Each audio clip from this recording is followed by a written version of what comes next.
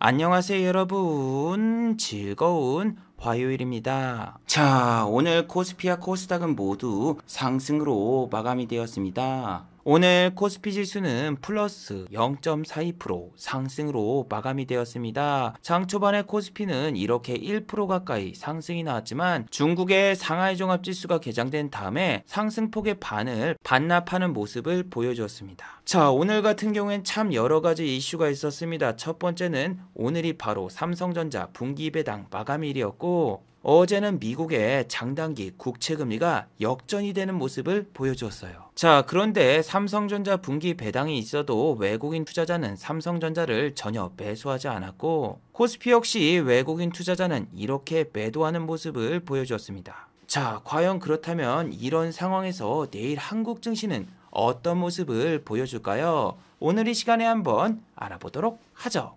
자, 지금 시각이 5시 12분입니다. 시간의 단일가, 유럽장, 미국장, 그리고 야간 선물도 다 끝나지 않았습니다. 그래서 매까지는 배제를 해보고 진행해 보도록 하겠습니다. 자, 그럼 먼저 해외 시황과 국내 시황, 그리고 오늘의 특징주를 한번 살펴보도록 하겠습니다. 자, 그럼 먼저 해외 시황입니다. 자, 먼저 다우지수입니다. 어제 다우지수는 플러스 0.27% 상승으로 마감이 되었습니다. 장 초반에 다우지수는 이렇게 하락으로 출발했지만 장막판 20분을 남겨두고 상승 전환이 되었습니다. 특히 나스닥 종합지수는 정말 장난이 아닙니다. 장 초반엔 이렇게 마이너스로 하락하는 모습을 보여주었지만 장 후반까지 엄청나게 강한 모습을 보여주며 어제도 이렇게 1% 이상 상승이 나왔습니다. 자, 그렇다면 어제 다우와 나스닥이 하락에서 상승으로 전환된 이유는 뭘까요? 그 이유는 장 초반까지만 해도 중국의 상하이가 봉쇄된다는 뉴스 때문에 기술주와 금융주들이 약세를 보이면서 이렇게 다우와 나스닥이 하락으로 출발했습니다. 특히 어제 영상에서도 말씀드렸다시피 중국의 상하이가 단계적인 봉쇄에 들어가기 때문에 어제는 국제유가가 7%나 급락이 나왔습니다. 현재도 천연가스는 이렇게 하락 중이고 WTI-유 같은 경우에는 1% 정도 상승이 나왔어도 110불 밑으로 내려왔다는 게 제일 중요하죠. 그런데 국제유가가 7%나 급락이 나왔는데도 불구하고 미국의 정유주 쉐브론 같은 경우에는 이렇게 마이너스 1.75%밖에 하락이 나오지 않았습니다. 유가가 130불에서 100불 밑으로 내려갔을 때는 이렇게 급락이 나왔지만 지금은 유가가 7%, 8% 빠져도 1%도 하락이 안 나와요. 자, 미국의 정유주 중에서 2등주인 엑슨모빌도 장 초반에는 3% 가까이 하락이 나왔지만 결국 종가는 이렇게 마이너스 2.81%밖에 하락이 나오지 않았습니다. 이건 시장 참여자들의 학습 효과 때문이죠. 지난번 3월 17일에도 중국의 선전시가 봉쇄된다는 이야기 때문에 국제유가가 130불에서 95불까지 내려갔지만 미국의 바이든 대통령이 갑자기 러시아산 천연가스와 그리고 석유 수입을 중단하겠다 이렇게 이야기를 꺼내면서 국제유가가 다시 상승이 나왔죠. 그뿐만이 아닙니다. 4일 전에는 바이든 대통령이 유럽으로 건너가서 유럽 서방 국가들에게 러시아산 원유 수입과 천연가스 사용 금지를 권유했지만 서방 국가에서는 이를 거부했죠. 그래서 시장 참여자들은 바이든 정부가 적극적으로 저렇게 국제유가 상승에 기여를 하고 있기 때문에 앞으로도 바이든 정부가 서방 국가를 압박하면서 러시아산 천연가스와 석유 수입 금지를 계속 권유할 것이고 이건 중간 선거 전까지 이어질 수 있죠. 좀 더 자세한 내용은 제가 오늘 만든 이 영상을 참조해 주시고, 자, 그리고 어제 장중에는 여러분 정말 기이한 현상이 발생되었습니다. 미국의 국채 장단기 금리가 역전이 됐어요. 장단기 국채 금리가 역전이 된 건 2년 전에도 있었고 2년 전에도 이렇게 영상을 만들어서 여러분들께 알려드렸지만 그때는 여러분 10년물과 2년물 국채 금리가 역전이 되었었지만 지금은 30년과 5년물 국채 금리가 역전이 되었습니다. 이건 여러분 2006년 리먼 사태가 일어나기 2년 전과 매우 흡사한 모습이 나오고 있는데 보통 여러분 미국이 금리를 올릴 경우에는 채권 가격이 하락을 하고 채권 가격이 하락을 하면서 오히려 주식시장으로 돈이 몰리고 그로 인해서 채권 가격은 내리고 주식시장은 올라가는 경향이 있는데 장단기 국채금리가 여러분 보통 역전이 나올 경우에는 경기 침체의 시그널로 보고 주식시장에서 돈을 빼면서 오히려 엔화라던가 금, 안전자산 쪽으로 약간 돈이 몰리는데 여러분 지금 보세요. 금이라던가 은 가격은 오히려 하락을 하고 있고 와 엔화가 1,000원이 깨졌어요. 1,000원. 아니 여러분 2년 전에 장단기 국채금리가 역전했을 때는 엔화가 급등이 나오고 또 금 가격도 상승이 나오고 정말 난리가 아니었단 말이에요. 자 보세요 여러분 2019년도에 아래 공포 장단기 국채금리가 역전되면서 엔화가 요렇게 1,030원까지 급등이 나왔어요. 원래 엔화 가격은 여러분 그 당시에 엔화는 900원대였습니다. 자 여러분 2019년도에 금 가격을 보세요. 장단기 국채금리가 역전이 된 다음에 와 이게 얼마가 오른 거예요. 미칠 듯한 상승이 났잖아요. 미칠 듯한 상승. 자 엔화 가격도 보세요 여러분 2019년도에는 장단기 국채금리가 역전이 된 게 한두 번이 아니에요. 저렇게 장단기 국채금리가 역전이 나올 때마다 요렇게 안전자산인 엔화로 수급이 쏠리면서 결국에는 1,100원도 돌파를 했는데 지금은 저렇게 경기 침체의 시그널 장단기 국채금리가 역전이 나와도 엔화와 금값이 오히려 하락이 나오고 있죠. 그렇다고 해서 여러분 달러 가격은 하락이 나오지 않았습니다. 그렇기 때문에 외국인 투자자는 이렇게 연일 매도세를 보여주고 있죠. 어제도 말씀드렸지만 이거는 셀트리온과 그리고 삼성전자의 블록딜 때문에 외국인이 매수로 잡힌 거지 이날은 어마어마하게 외국인 투자자가 매도를 했습니다. 자 어제 일시적으로 5년물 국채금리와 30년물 국채금리가 역전이 되었어도 시장 전문가들은 아직까지는 그다지 우려할 필요가 없다. 오히려 연준에서 기준금리를 연달아 올릴 것보다는 오히려 금리 인상의 속도 조절을 하거나 혹은 금리를 인상해도 상승폭을 줄이는 방안을 내놓지 않을까 이런 이야기를 하고 있습니다. 왜냐하면은 이렇게 금리를 갑자기 확 올릴 경우에는 5년물 국채금리와 30년물 국채금리가 역전이 되는 게 아니라 2년 전처럼 2년물과 10년물 국채금리도 역전이 됩니다. 그래서 연준이 기준금리를 인상해도 0.5%씩 올리는 게 아니라 0.25%씩 올리지 않을까 이런 시장의 기대감이 몰리면서 어제 다우와 나스닥이 하락해서 상승 전환이 되었습니다. 자 그러면 여러분 미국의 금융주들은 정말 큰일이 났죠. 연준이 0.5%씩 금리 인상할 것이라고 예상을 했는데 어머 0.25%씩 밖에 금리 인상을 안 해?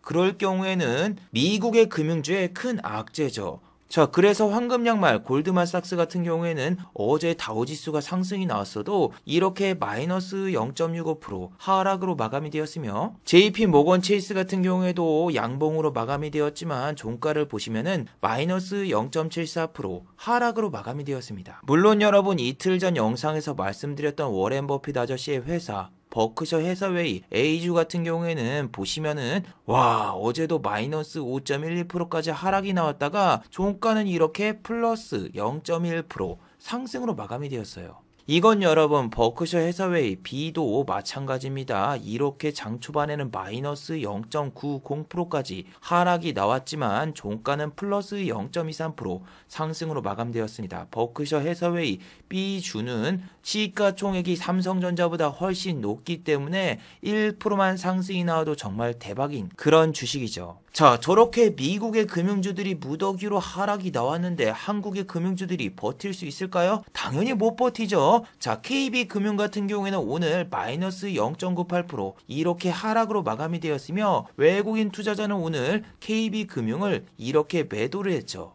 하나금융지주 같은 경우에 최근에 상당히 주가가 좋았는데 오늘 같은 날은 당연히 하락으로 마감이 되었죠. 마이너스 0.41% 하락으로 마감이 되었고 마찬가지로 이렇게 외국인의 이틀 연속 매도가 나왔어요. 자 그렇다면 여러분 오프라인 은행이 아닌 인터넷 은행 카카오뱅크는 어떤 모습을 보여줬을까요? 네 마찬가지로 다른 은행주와 똑같이 오늘 마이너스 0.50% 하락으로 마감이 되었는데 카카오뱅크는 일반적인 은행주와 조금 차트가 다르죠. 카카오가 주가가 상승이 나오면서 이렇게 카카오뱅크의 주가도 상승이 나왔으나 다른 은행주들이 이렇게 상승 랠리가 이어질 때 카카오뱅크는 이렇게 4일 연속 하락이 나왔습니다. 이건 왜 이럴까요? 네, 당연히 지주사인 카카오가 이렇게 5일 연속 음봉이 나오면서 조정을 받고 있기 때문이죠. 그래서 카카오 같은 경우에는 글로벌적인 금리 인상의 이슈라던가 혹은 은행주의 이슈보다는 카카오 지주사의 주가가 제일로 중요합니다. 제가 여러분 분명히 어제 새벽에 잠깐 미국장을 봤을 때 미국의 다우가 하락 중이었고 나스닥도 뭐 꾸물꾸물 거리고 있었습니다. 그래서 내일 뭐 금 관련주 한국의 엘컴텍이라던가 이런 주식이 움직일까 이렇게 생각을 하고 있었지만 오히려 금 관련주 엘컴텍은 오늘 마이너스 1.02% 하락으로 마감이 되었죠. 엘컴텍이 하락한 이유는 당연하죠. 아침부터서 금 가격이 내리고 있었고 또 장단기 국채금리가 하락을 했어도 다우와 나스닥이 결국 이렇게 상승으로 마감이 되었죠. 아니 여러분, 그런데 저는 진짜 나스닥을 보고 기절을 했어요. 분명히 장중에 찌질찌질거리면서 거의 횡보 수준이었는데 무슨 일이 있었길래 장막판 20분 만에 이렇게 급등이 나왔지? 네, 이 뉴스 때문에 어제 나스닥이 갑자기 장막판에 급등이 나왔죠. 테슬라가 여러분 2년 만에 또 액면 분할 공시를 냈습니다. 물론 여러분 액면 분할을 하기 위해서는 주주총회에서 투표를 통해서 액면 분할을 결정을 해야 되는데 아니 지난번에도 여러분 액면 분할 발표한 다음에 이렇게 주가가 올랐는데 또 액면 분할을 한다고? 야, 그런데 여러분 타이밍이 정말 절묘하죠. 테슬라 같은 경우는 코다리19 바이러스로 인해서 중국의 상하이 공장이 봉쇄가 되는데 야, 이 악재 뉴스가 나온걸? 액면 분할로 오히려 상승을 시켜버렸습니다. 자, 테슬라 같은 경우에 어제 영상 보신 분들 다들 기억하고 계시죠? 테슬라는 프리마켓 시간에 단일가 붙어서 이렇게 하락 중이었습니다. 근데 오히려 액면 분할 뉴스 때문에 아침부터서 이렇게 5.39% 상승으로 출발을 했고 장막판에 보셨어요? 갑자기 확 뺐다가 이렇게 쫙 치고 올라가면서 종가가 거의 고가로 마무리가 되었죠. 자, 그렇다면 말이죠 여러분, 어제 에코프로를 비롯한 대부분의 한국의 전기차 관련주가 하락이 나왔었죠. 자, 그럼 저렇게 테슬라의 주가가 급등이 나왔으니까 한국의 전기차 관련주도 상승으로 마감이 되었을까요? 네, 상승으로 마감이 되었습니다. 큰 주전자, 대주전자 재료 같은 경우에도 이렇게 플러스 2.08% 상승으로 마감이 되었으며 외국인 투자자와 기관 투자자의 양 매수가 들어왔어요. 자, 그리고 어제 대부분 하락으로 마감되었던 에코프로의 삼형제 오늘 전부 다 이렇게 상승이 나왔습니다. 자, 에코프로 같은 경우에는 오늘 플러스 1.67% 상승으로 마감이 되었으며 외국인과 기관의 동반 양 매수가 들어왔으며 매수 창구는 JP모건입니다. 자, 여러분 오늘 전기차 관련주 같은 경우엔 찜찜한 게 이겁니다. 전부 다 JP모건 창구로 이렇게 매수가 들어왔고 전부 다 프로그램 매수로 들어왔습니다. 에코프로 대주전자재료 전부 다 보시면은 여기 프로그램 수량과 순매수 수량이 일치하죠.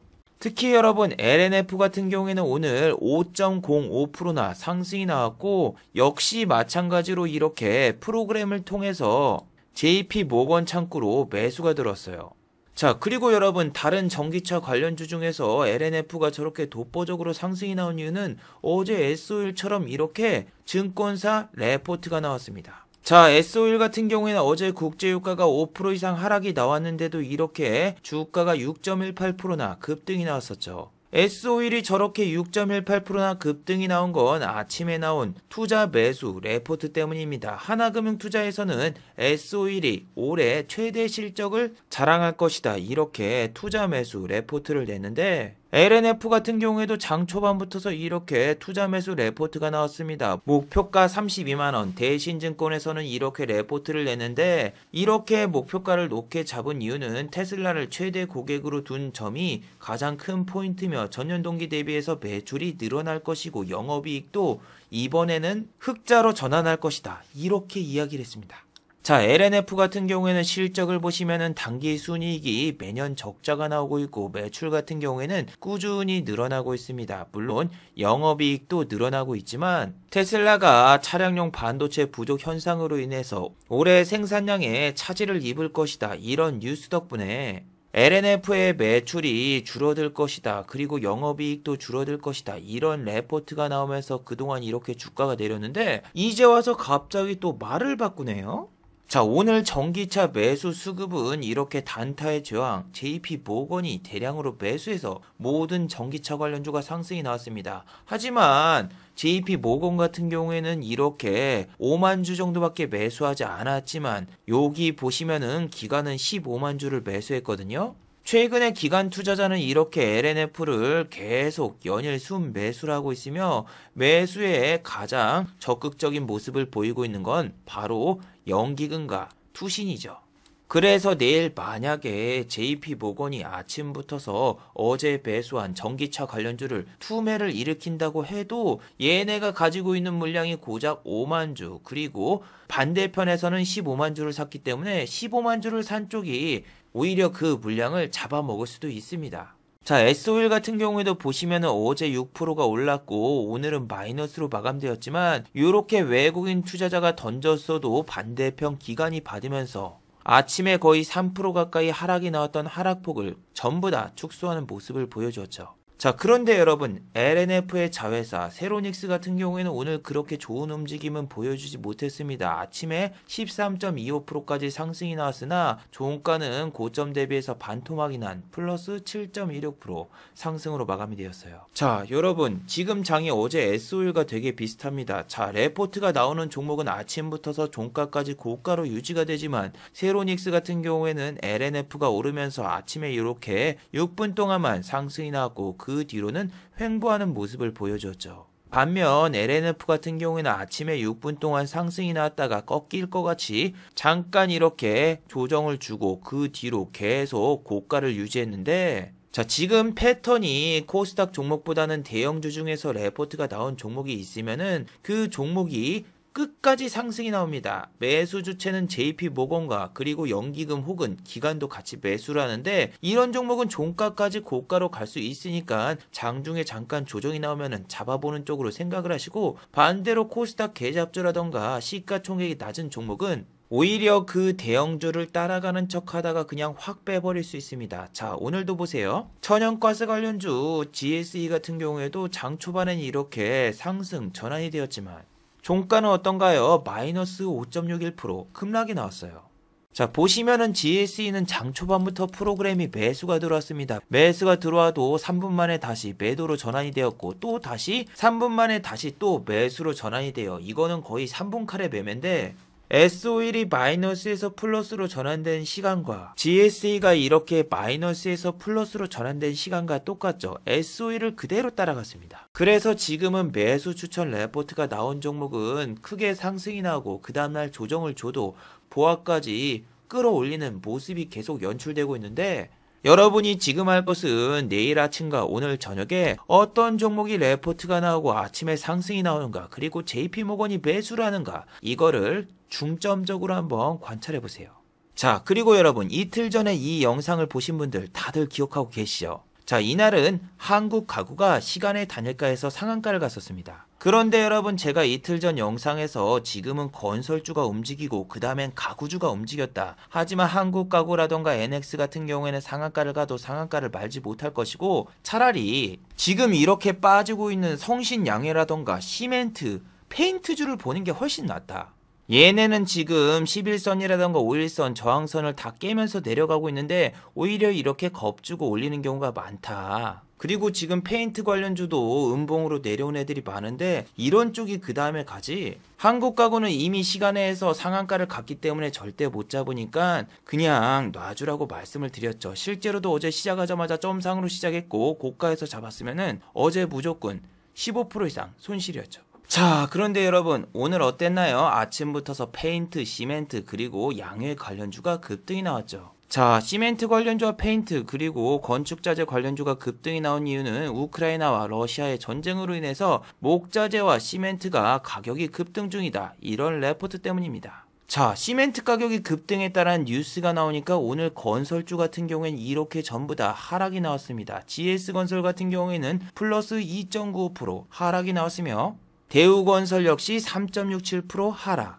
그리고 광주 인터파크로 논란이 되었던 HDC 현대산업개발 같은 경우에는 마이너스 5.86%나 하락이 나왔어요. 자, 기사를 보시면은 지금 한국의 공장들과 그리고 건설업체에서는 시멘트가 없어서 시멘트를 구하고 있다, 이런 이야기가 나오고 있습니다. 이틀치밖에 지금 시멘트가 남지 않아서 공사를 진행할 수가 없습니다. 이런 식으로 공포심리를 자극하는 글이 올라왔기 때문에 건설주는 이렇게 급락이 나왔지만 이렇게 성신양의 우선주 같은 경우에는 상한가를 말았죠. 자, 그리고 성신양의 우선주가 움직였으면 당연히 성신양해도 움직였을 텐데, 자, 성신양해 같은 경우에 오늘 플러스 16.55%까지 상승이 나왔다가 빠졌습니다. 상방 VI를 걸리고 요렇게 다시 빠지면서 하방 VI를 터치할 뻔했으나 하방 VI까지는 빠지지 않았어요. 자, 그리고 노루페인트 역시 오늘 이렇게 10%까지 상승했다가 종가는 플러스 3.28% 상승으로 마감이 되었어요. 이게 여러분들이 꺼진 불도 다시 보자처럼 뭐 5일선이 깨지고 11선이 깨지고 볼린저 중앙선이 깨지고 뭐 요런 선이 다 깨진 다음에 개인들 손절 물량이 나오면은 그제서야 세력들이 뉴스 띄우고 올리는 경우가 상당히 많죠. 그래서 요렇게 빠지는 종목 보는 게 훨씬 더 좋다라고 이야기한 게 그런 이유입니다. 그래도 여러분, 빠지는 종목을 봐도 이런 종목은 건드리지 마세요. 룸투코리아 아주 쓰레기 같은 주식이죠. 자, 3월 14일 화이트데이 날 주주분들에겐 사탕 대신 이렇게 하한가를 안겨줬던 종목이죠.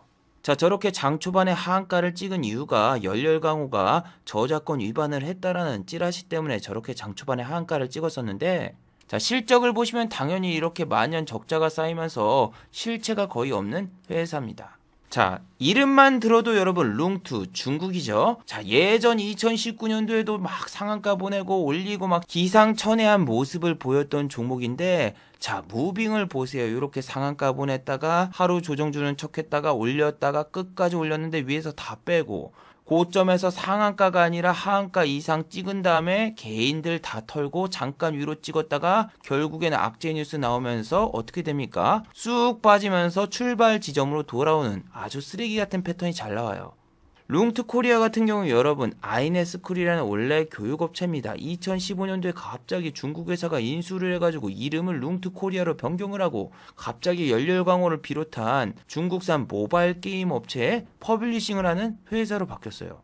그래서 이런 회사 같은 경우엔 재무제표를 믿을 수가 없어요. 중국 회사 같은 경우에는 분식점처럼 분식회계가 정말 일상화가 돼 있는데 그런 일상화 속에서 이렇게 적자가 나오고 있다라면은 실제로는 실적이 얼마나 안 좋을까 상상조차 안 됩니다. 3월 달엔 여러분 상장 폐지 시즌이기 때문에 중국 주식은 건드리는 게 아니에요. 상한가를 가더라도. 자, 중국 주식 하니까 여러분 갑자기 생각나는데 마켓컬리가 곧 코스피에 상장이 된다라고 합니다. 자, 마켓컬리 같은 경우에는 흑자가 난 적이 한 번도 없는 회사입니다. 지난해 같은 경우에도 5천억가량 순손실을 본 그런 회사인데 이런 회사가 어떻게 코스피에 상장을 할까요? 자, 지난번에 쿠팡이 뉴욕 증시에 상장한 걸 보고 한국판 테슬라를 만들겠다. 그런 취지에서 갑자기 코스피에도 테슬라 제도가 생겼습니다. 테슬라 요건이라고 해서 2년 동안 평균 매출액이 연간 30억 원 이상이 나오고 있고 2년 평균 매출이 증가율이 20% 이상의 조건만 갖추면은 적자 기업이라도 코스피라던가 코스닥에 상장할 수 있는 뭐 그런 제도를 만들었다고 하는데, 자, 그런데 여러분 참고로 이마트의 시가총액이 5조도 안 됩니다. 3조 8천억이죠. 근데 마켓컬리가 시가총액이 5조에서 6조 원이 될 거래요. 이게 여러분 말이 되나요? 마켓컬리의 자금 대부분은 중국 돈입니다. 무슨 얘기냐면은 마켓컬리의 지분을 33% 이상 가지고 있는 회사들이 전부 다 중국 회사들이에요. 그래서 중국 자본을 들여서 현재 운행 중인 게 마켓컬리예요. 자, 중국 자본이 들어간 회사가 한국에 상장을 하면은 먹튀할 가능성이 높다라고 이야기를 했고, 자, 불과 1년 전 영상입니다. 주가 조작을 하고 튀는 회사들, 특히 중국 회사들, 여기에 이 영상에서 SNK라는 회사를 이야기했죠. 자, 이 회사 같은 경우에는 지금 중국 회사인데 우회 상장을 해서 한국에 상장을 했고, 자, 이 회사 같은 경우에는 여러분 아무리 상한가를 가든 뭐가 호재가 나와도 상장 폐지가 될 거라고 말씀을 드렸죠. 자, 그 결과 어떻게 됐습니까? 정말로 SNK는 상장 폐지가 됐습니다. 물론 자진 상장 폐지를 했기 때문에 다른 게 아니냐 이렇게 이야기를 하지만 SNK 같은 경우에는 연이익이 300억 이하로 떨어졌고 불성실 공시까지 했기 때문에 원래 가만히 놔두면 올해 상장 폐지라던가 혹은 관리 종목에 편입이 될 수 있었습니다. 그렇기 때문에 그 전에 그냥 자진 상폐하고 튀는 겁니다. 특히 SNK 같은 경우에 2년 동안 폭탄 배당을 하면서 대주주가 엄청나게 돈을 챙겼고, 두 번째로는 스톡옵션을 불과 1원에 발행을 하면서 정말 급락과 하한가도 가고 난리가 났던 종목이죠. 이렇게 국내 시장에서 돈을 뽑아 먹을 만큼 다 뽑아 먹고, 그 다음에 저렇게 자진 상패를 하고 튀는 거고, 마켓컬리 같은 경우에도 여러분 쿠팡을 생각해 보세요. 자, 쿠팡 시가총액 50조였습니다. 무슨 네이버와 카카오보다 시가총액이 높았죠. 그런데 1년 동안 지금 하락률이 얼마입니까? 61.42%입니다. 쿠팡은 뉴욕 증시에 상장한 다음에 단 한 번도 공모가보다 위로 올라간 적이 없어요. 자, 쿠팡 같은 경우에는 상장 이후에 1년 동안 유상증자를 4번을 했습니다. 상장하자마자 유상증자를 하고 지금도 유상증자를 하고 있는데, 쿠팡을 상장하자마자 2조 원 이상을 투자했던 손정희 씨 같은 경우에는 바로 전부 다 매도를 했고, 쿠팡이 상장되자마자 대주주 김범석 씨를 포함한 대주주들이 전부 다 매도하고 튀었습니다. 자, 쿠팡 같은 경우 여러분 단 한 번도 흑자 전환에 성공한 적이 없습니다. 매번 적자가 이렇게 조 단위로 쌓이고 있습니다. 자, 여러분 마켓컬리도 그렇고 쿠팡도 그렇고 절대로 흑자가 날 수 없는 구조입니다. 매출이 발생하면 발생할수록 오히려 누적 적자와 영업 손실이 쌓일 수밖에 없어요. 왜? 여러분 생각을 해보세요. 쿠팡이 배송이 얼마입니까? 예, 월 2,900원밖에 하지 않습니다. 지금은 가격을 올렸다고 해도 여러분들이 100개를 주문하든 1000개를 주문하든 배송료가 없어요.